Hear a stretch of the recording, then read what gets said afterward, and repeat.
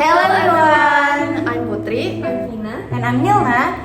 We will give you some tips about developing academic and thinking skills. Let's go! First of all, we will talk about describing, classifying, and comparing.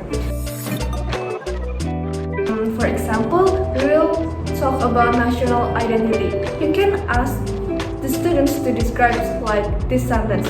For example, who can describe the landscape of Indonesia?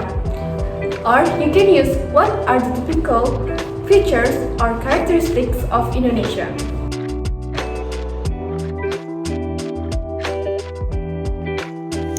Tips for describing.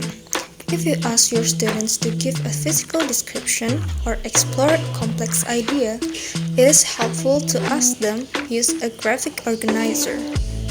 Description often involves analysis. The second one is when you want to ask students to classifying the different viewpoints. You can use this sentence. How can we categorize the various cultures in Indonesia? What different categories exist in cultures in Indonesia?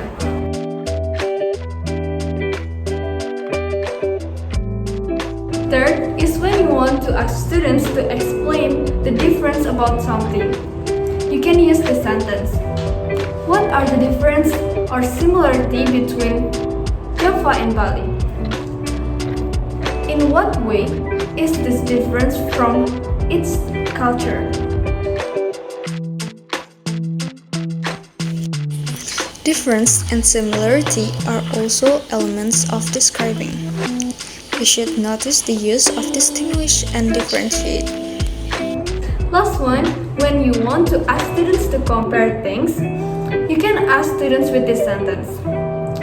How did these two things compare? Are these two things comparable? What would be a good comparison? In making comparison, you can say, if we compare these two events in detail, we'll see that a detailed comparison of the two events show that. Let's move to defining and exemplifying. For the first tips is, if you want to ask students about defining, you can use this sentence. Can anyone give me a definition of a culture? Please define one of the Japanese culture. The second tips is, if you want to ask students about exemplifying, you can use this sentence. What further example of Balinese culture are there?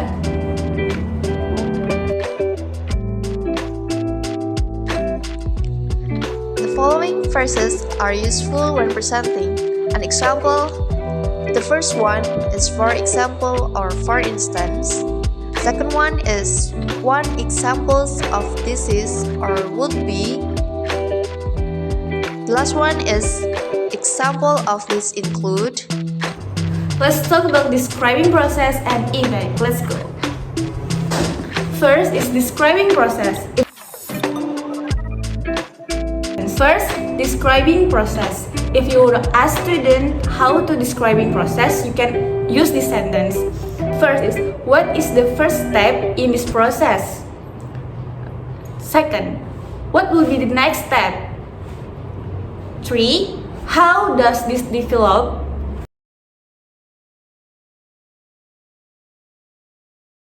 In describing process and effect, you might want to use some of the following phrases. This process also gives students an important signpost when they are following a more formal presentation. This process involves or consists of the following step or stage, like firstly, secondly, next, then, later on, afterwards, lastly, finally, in the end, to conclude. For example, this leads onto the second stage. Following this, we move on to stage 3. This followed by the third and the final stage. Last but not least, if you want to ask students to explain the effect of something, you can use this sentence. First, what happened as the result? What were the consequences of this? What effect did this have?